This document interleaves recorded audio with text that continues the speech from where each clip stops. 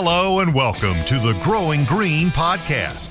Your host, Jeremiah Jennings, is the owner of Growing Green Landscapes in Birmingham, Alabama, and has a passion for growing the entrepreneurship community for those who are young in business. Being a business owner isn't easy, especially in the early years, and that's why in this show we dive into a wide range of topics covering all the challenges small business owners deal with. Even if your company is generating $1 million or more, the stories from our great guest and Jeremiah's own firsthand experiences will propel your business forward. And now, here's your host, Jeremiah Jennings.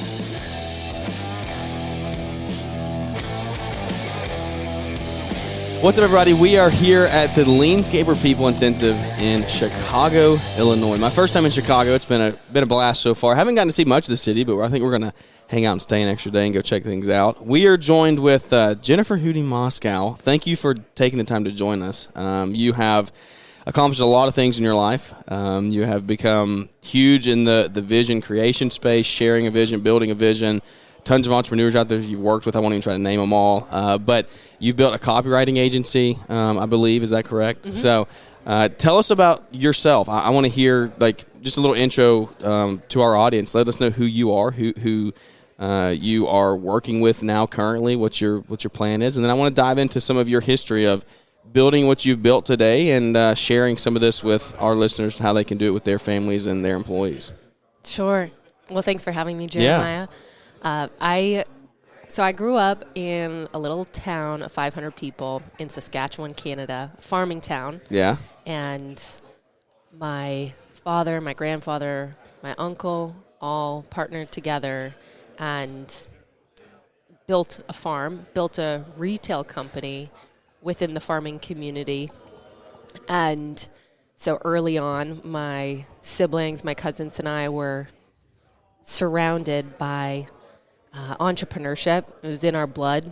Almost all of us became entrepreneurs at our early age. We actually all started a company together really early on called Capital 7, where we invested in real estate. And then my sister, my two cousins, and I, when I was in my teens, we purchased a little bit of farmland, and then we grew that, and then we actually sold it for 7 figures when I was 18. No way. And then, so I was, and I'll never forget specific moments where in the retail company that my dad and uncle owned, there was just business owners coming through all the time. And I just loved being around the electric energy of people that were in creation mode. Yeah. And really building a life for their family. So when I was 18, I actually moved to Phoenix, Arizona, and I went to college. And when I look back at it now, there was a big part of me that really wanted to just carve my own path and my own way on my own terms in a place where nobody knew who I was. Yeah. And I was and still am so proud of my family and my roots, and I have an even deeper appreciation for it when I grow up. But I do think, in the thousands of clients that I've worked with now, I think we all go through our own version, especially when we're younger in our 20s and 30s of who am I? What am I made of? And, can I really build what I want to build on my own, on my terms? And so when I went to college, I got into entrepreneurship, started a business when I was in college. And then I was committed that by the time I was going to graduate, that I had the business fully up and running to be able to provide for myself, which I did. And I ended up pivoting a little bit and built another business right out of college called Conscious Copy & Co. And that was my copywriting agency. For those that aren't familiar with that term, it's in the marketing space, basically the messaging. And I was handed a book early on when I was building that business. I was bootstrapping it, had no freaking clue really what I was doing, no reputation. And the book was called Vivid Vision, and it basically talked about the importance of getting crystal clear on what you want your life and your business to look like 3 years into the future as if it already happened. And at that time, Jeremiah, I could barely think about what I wanted the next 3 months to look like, because I was just in that like hustle kind of survival mode of, okay, I'm figuring all of this out in this new industry. And I think for any of us, when we start a brand new business, that startup phase takes the most energy. But I followed the process of mapping out what I wanted my next 3 years to look like. And I wrote down some specific things. I loved personal development early on. So I wrote down that I wanted to work with some of my heroes like Tony Robbins and Joe Polish and Dan Sullivan and some of these people, that I wanted to build a team, a multi-million-dollar business. And so I took this vision and I put it on my wall, and I started looking at it every single day. I remember I would kind of prime myself before I'd go into my work day and be like, okay, this is what I'm building. This is where I'm going. Are my decisions that I'm going to make today aligned to that? I can keep going if you want. No, I'm just listening. Yeah, it's a great story. You got me sucked in. So as you built that vision, right, and curated that and created that for yourself, were you married at that point? Were you still single? I was still single at that time. Yeah. So, but I crafted a business vision for my company Conscious Copy at the time. Yeah. But I also created a personal vision. And when I was in my early 20s, I met this couple, and their names were, and still are, Neil and Hunter. And they had been together at that time, I think like 35 years. And anytime I was in the vicinity of the two of them and I observed how they acted towards each other, you could just tell there was so much love. They had 4 kids, built this extraordinary life, but their relationship was better than before. And I was just mind blown. Yeah. And so in my personal vivid vision, I literally put a photo of them in my kind of relationship category, and I said, I want my own version of that relationship. Wow. Yeah. And fast forward, I think it was maybe 12 or 18 months later, I ended up meeting my now husband. Yeah. How awesome is that? That's fantastic. So where were you at that point geographically?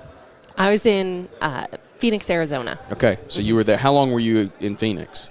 About 8 years. Okay. How'd you like it out there? Pretty good? Loved it. Yeah. I have family live out there now, and they've been there a long time, 25, 30 years so far. So it's a different world, place. Though. It is a different world. It was electric. Like, I'll never forget, though, when I went down there for college, my first lecture hall class in college, there was over 500 people. I step in, I am shocked, Jeremiah. Your whole town. I'm like, this is bigger than the town I grew up in. It was such a culture shock. But what I loved so much about it was, I was like, nobody knows who I am. Yeah. And I can be and decide and create myself into be whoever I want to be.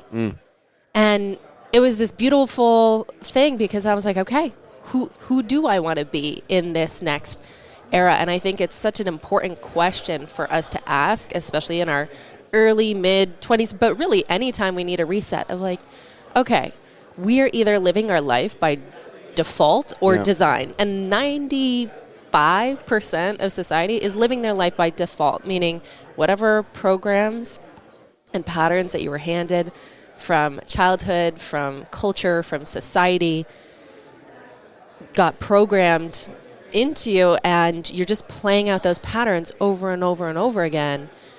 But one of the most courageous things that we can do, I believe, is recognizing that our higher power, I call it God, gave us self-agency to decide, who am I here to be? Yeah.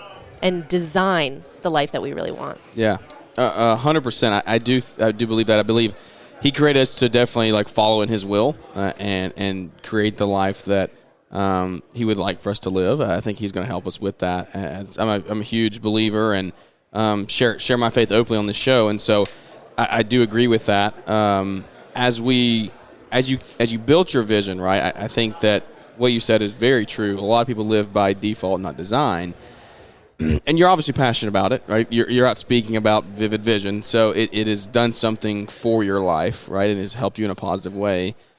If you could quantify and tell somebody who doesn't have a vision board, right, who does not have a vision built, then quantify it down to like why you are so passionate about it. What has it done for you that has made you so like, okay, I'm going to devote my life to this in a sense? Yeah.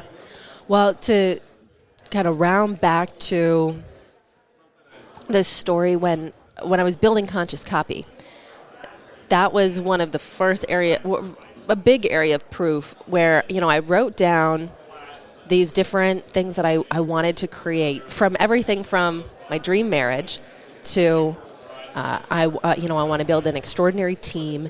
I want to build $1 million business. I want to work with some of my heroes. Like, I painted, and it's a vivid vision is sort of like a vision board on steroids. So it's not just photos that you cut out from a magazine. It's really a 5 to 7 page document where you actually write and tell the story of your future as if it's already happened. And then you also have images so you can see, this is the story of my future. This is my North Star. So I wrote all of those down. And then over it was the next 6 to 18 months, Jeremiah, the level of synchronicity that started to occur in my life was mind-blowing, where I ended up getting an opportunity to craft some marketing for a guy named Joe Polish, who has a group called Genius Network. And that was in the matter of maybe a month after I wrote this vivid vision. It was just a wild chain of events of how I ended up meeting him through a mutual friend. And it was through that relationship that I ended up starting to work with all of those heroes that I wrote down in that vision. Like, the list of 10 names in the matter of 18 months became clients of mine. And I had people coming to me and being like, how is this happening? How are you doing this? I've been in the industry 10 years. Like, this should be my shot. And I think it was a really clear set intention and focus and decision that, like, I'm creating this. I'm going after it. And sometimes when people hear about these things, they're like, oh, so you just sat around and, plopped on your lap. No, like, you set the vision and then you take massive action aligned to that vision.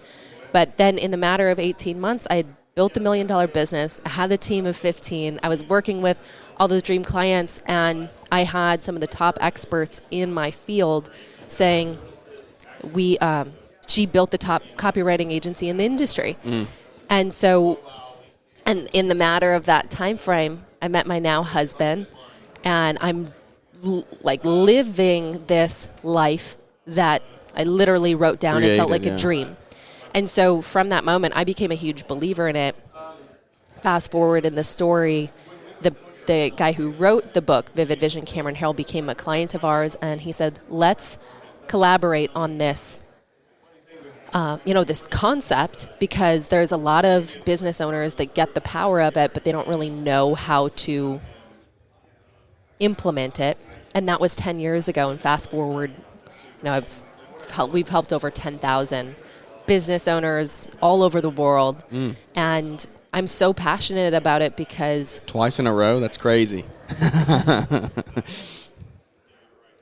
Brittany Allman, folks, just decided to walk in front of my camera, but it's okay. We'll let her pass. You've helped 10,000 people. Yeah, across our work. We do workshops, retreats, online programs. I go and speak at places like Leanscaper. Yeah. And we do one-on-one work. And it's been so fulfilling because I believe when you help, it kind of comes full circle for me in growing up in a family of entrepreneurs. It's like when you help the entrepreneur and business owner and you help them make sure that they're designing a life not only for their business but like their family, the ripple effect of that is so huge because then they're helping their family, their team, their community all do the same. I think it's the most efficient and effective way for us to create positive change. Yeah. Yeah, it's one to many. Like you literally get to talk to those people, and that in our local church we call that's like the way we look at missionaries, right? If we can support a missionary that's going to go to the field, then we're going to give them financial support. We can't go across the world, but that missionary can, and we can give them finances to do that, and so that way we're having impact to people across the world. And so same thing, same principle. Like you're going to come here and speak to 500 landscapers. They're going to go home and each talk to 1 to 50 to 100 employees, and then they're going to go talk to their friends. I mean, it is huge impact that you get to have. So impact is a huge thing on my mind right now, and it's something I'm trying to really dial in of just like how we can have the most positive impact possible, what that looks like in an ever-changing world of tech and social media and the ability to really do one-to-many. Like one piece of content reaches thousands to 100,000s of eyes, potentially millions. What does impact mean to you? Like as you grow your business, as you continue to like walk through your life, like you have children, you have a husband, you have a family. So you have to have impact in your home, right? But then you also have to have impact out on the road speaking and coaching. How do you take impact? Well, first, what does impact mean to you? And how do you take impact and actually apply it to whoever it is you're speaking with or talking to? Yeah, I think of impact as helping someone create a positive result in their life. It's good. So if people watch my content or hear my stage talk yesterday and they don't do anything with it, then I didn't create an impact. Yeah. Yep. If they do some sort of action towards making a positive difference in their life, or they implement something that took 1 degree notch in a more positive direction, then I created impact. Yeah. So for me, I'm in a current season of my life where I love going deeper with people than wider. Broad. Yep. Yeah. That's good. What about in your home? How do you impact as a mother? So my husband and I were in our 3-year marriage vision, we're planning on starting to have kids next year. Okay. So I don't have kids Oh, I'm yet. sorry. I didn't know that. I thought okay. I'd seen pictures of you with kids. I didn't know that. I'm sorry. No. That's fantastic, though. Yeah. So as you build your vision, right? Yes, What is your exactly. plans for impact? How do you want to my goodness. Yeah. I feel like our future children are already working on me, working on us, impacting us, because I can tell so many of my decisions are made through that filter now of how do we create an environment. And I actually think parenthood and family is the tip of the spear when it comes to impact, because that is true legacy. And That's so one of the ways that I'm doing that actively right now, and my husband and I, is really looking at what old patterns, old stories do we need to heal that we don't want to pass down to our future children. Yep. We're gonna pass It's down. gonna happen. It's gonna happen no matter what. Yeah, it's gonna happen. But we're like, okay, we're in this kind of transitionary period where how can we be really deliberate with at least cleaning up as much of our own stuff as possible, so that we can give our kids that like even more lay a foundation for them. Which I don't think enough people do. Not at all. And then it's going to show up either way. So that's a big piece that I'm thinking about, and I'm a very intentional person. Like I was mentioning to you, my husband and I, we do a quarterly relationship retreat. Yes, I definitely would love to talk more about that. Every quarter, just the two of us, and we carve about 2.5 days. And we've done it every quarter for the last 34 quarters. We haven't missed one. And it is one of the most impactful weekends of every single quarter. I already poured them in for next year. Because we have busy schedules. And, we're younger. We're both building businesses. There's a lot going on. But I think the more that we can pause and make sure that what we're building together is aligned, the better. 100%. And you need to be aligned going into having kids. Like, what does your future look like? I love that you say that. Again, forgive me for thinking you already have kids, but it honestly plays well into where we're going, because you mentioned, like, I forget exactly what you worded, but in our 3-year vision, right, we're going to plan to start having them next year. Is that correct? Yeah. And so you're very intentional with that. And I think there are a lot of people that, whether it be kids, whatever example you want to take and put towards this, they just live life like, again, it falls back to that default. Like, they just go through life every single day doing the same thing, or just whatever happens that day happens. There is no intention involved. And it puts them in positions that they can't get, like, they may feel like they can't get out of. I think you can get out of any position that you really want to at the end of the day. But you get put in positions to where you feel like you will never escape, right? Whether that is a bad relationship, a bad addiction, a bad job, right? A career choice that you probably should not have made, and you realize that. Whatever that is, a lot of times you probably got there by just the mundane, day in, day out, doing this, making a bad decision here. So as you continue, right, so you start and build your family, you continue to build your businesses, you say impact is going to be something that I really want to have down the road. I'm going to continue to have that. How do you craft your vision as someone who is transitioning into a role of parenthood, transitioning into a role of, like, okay, I am older than people that I'm talking to, and because again, I'm I'm putting this on you. I feel like you've probably, for a lot of your career, spoken to people and helped people that are older than you are, because you are younger, and that's something that's intimidating. At least I feel like, because I'm younger and I've talked to people that are older than me for a lot of my life. Give me a little bit of feedback on that. What has that been like for you? Because, and am I right in saying that? In that you have been younger than a lot of you, potentially your audience and clients. I've always been younger than my audience, so I really don't know anything different. Correct, same. Yeah, I don't know anything different.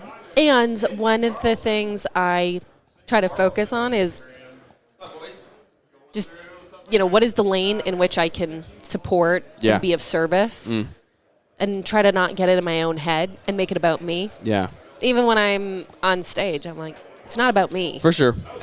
It's how can I help this person produce a result that they want. Yeah, that's good. Do you feel like you've been, like, is that a gift that you've been given?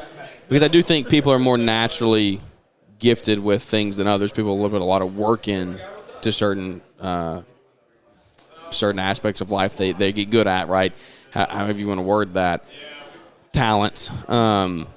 Is that a natural gift to you, like being able to be confident in what you're speaking on or talking about one-on-one, and being able to know, like, I'm very confident in what I'm talking about here, and because even though I don't have a ton of life to back it up, right? If you're talking to someone who's 60 and you're 25 or 30 coming in and talking, like, that is, even if it's the only thing you've known, it's intimidating deep down, because that person has seen double the life that you've seen.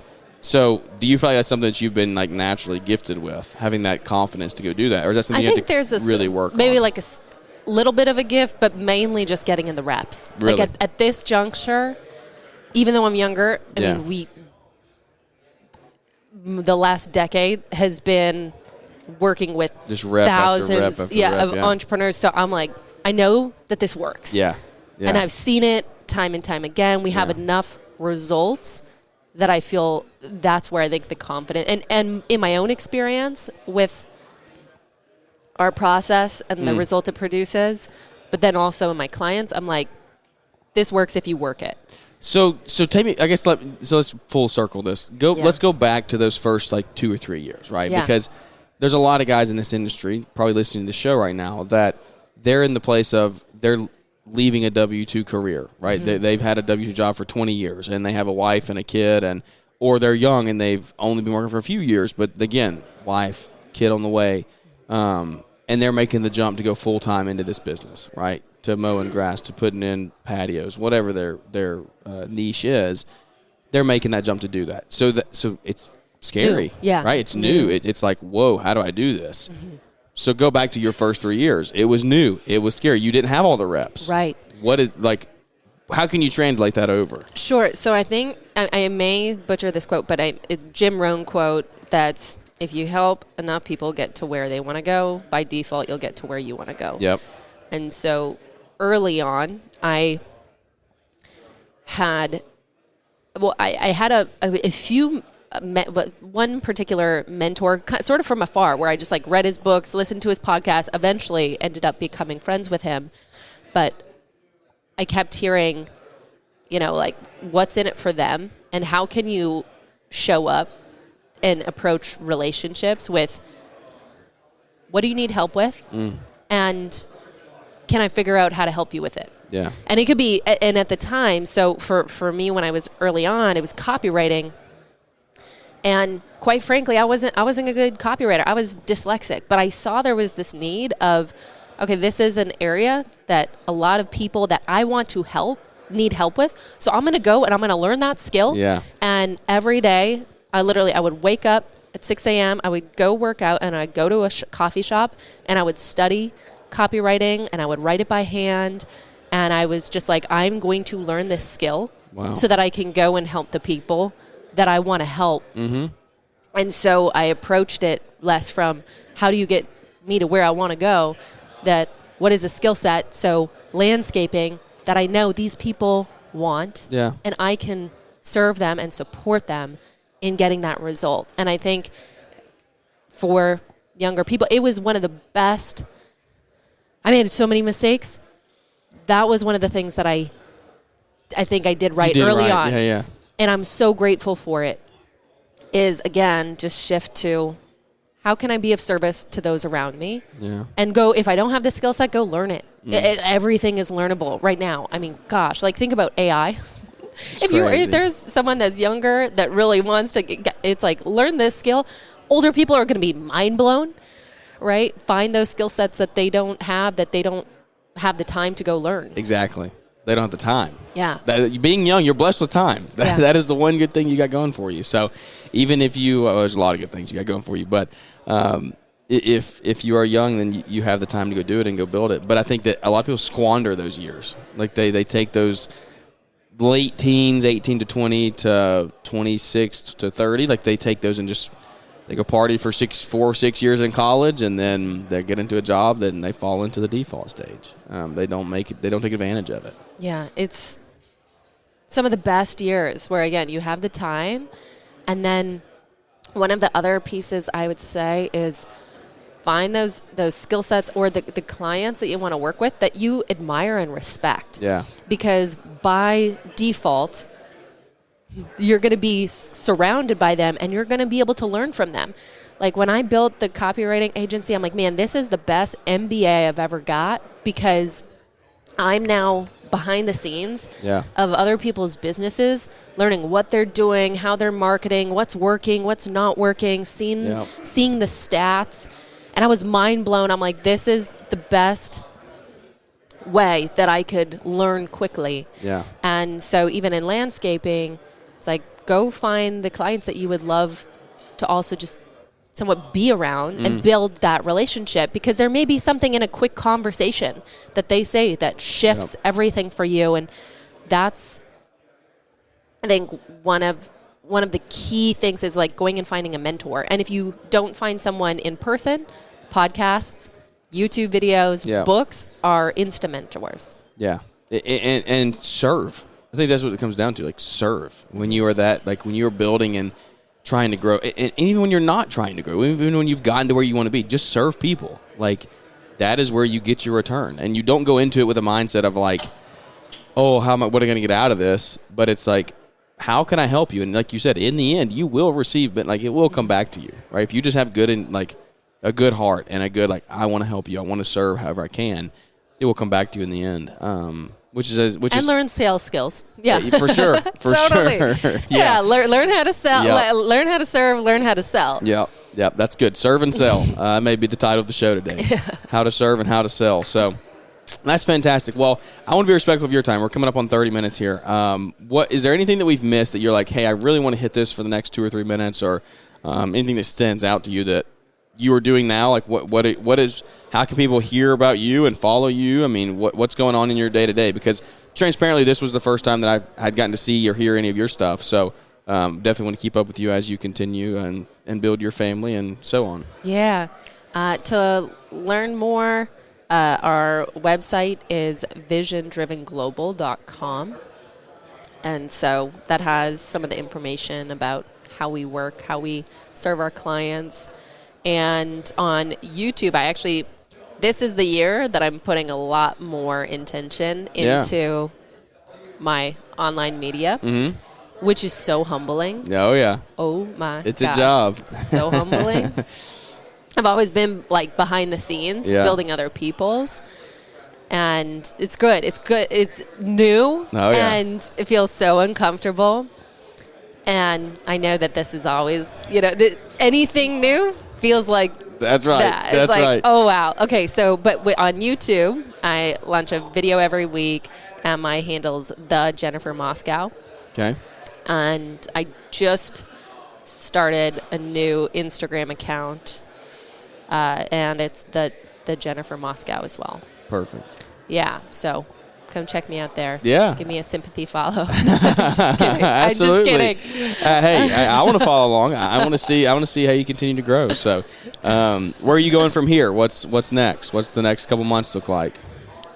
Right after this, today, I fly back to Austin. My husband and I are going to a relationship retreat. Not one of our quarterly ones, but where we're actually with other couples that have been together minimum of 5 years up to, I think, 30-some years. That's awesome. And we do that once a year, which is super inspiring. And then next week, I'm back in Phoenix doing a 2-day offsite with some clients. Yeah. My siblings are taking my dad out for Father's Day. Okay, yeah. And doing quite a bit of travel this summer. Yeah, we're definitely doing some Vision Made reality trips. Iceland has always been on my vision for this. And so my husband and I are actually co-leading something called Vision Amplifier. It's kind of breathwork vision experience that we co-lead together. And so we're going to be leading that at this Eclipse Festival, which is super cool. Yeah. And there's going to be different visionaries and musicians and artists all there, and we're going to go with friends. And that's one of my favorite things to do is like, how can I do as many of my favorite things in different areas of my life with the people I love at once? I think that's the ultimate hack. I call it joy stacking. Yeah, that's good. It's like a joy stack. You have your like biohack stack. Yep. If you take different supplements, joy stack. Yeah. Biggest unlock. I love it. Having a unified life, right? Like having all come together. Like they all need to overlap. So that's fantastic. Well, as we wrap up, what is one thing that so you've talked to a lot of people, thousands of business owners. What is the most common trait that you see in people that are growing, that are building? What's the most common trait that you've seen just time and time again of like, these people that are growing are doing this? They're curious. They're curious and they have an open mind. And they're looking around for what can I learn? Yeah. From everything. The highs and the lows. And like when in a low moment, which for all of us, it's not a matter of if, it's a matter of when. Exactly, yeah. That I've seen with my clients, like I've worked with some clients that have multiple $100 million businesses, and they're still probably have the most knowledge out of everyone, yet they're the most still curious. Digging, yeah. That's fantastic. Curiosity. I love it. I love it. I love it. I love it. Well, Jennifer, thank you for your time. I could not be more thankful for having you, and it's been a great time. I thank you for coming and hanging out in Chicago with all these crazy landscapers. So they're amazing. It's a fun community. It's such a great group. I'm blown away. How did you get involved? How did you I met Mark at Dan Martell event last year, where we were both speaking there. Yeah. And he was in my session. Cool. And then reached out. The rest is history. I love it. Well, fantastic. We'd love to have you back. Thank you for your time and spending it with us. You can go follow, what's the website again? visiondrivenglobal.com. Fantastic. Well, guys, thank you for tuning in to today's show. I hope you enjoyed it. If you did, leave us a big 5-star rating and review. Those help us grow the show so we can continue to build the community one relationship at a time. But without any further ado, thank you for tuning in, and we'll catch you here on the next one. Thanks for tuning in to the Growing Green podcast. It is an honor to have you listening, and we hope you receive valuable advice to help take your business to the next level. Don't forget to follow the podcast so you'll be notified when our next episode drops.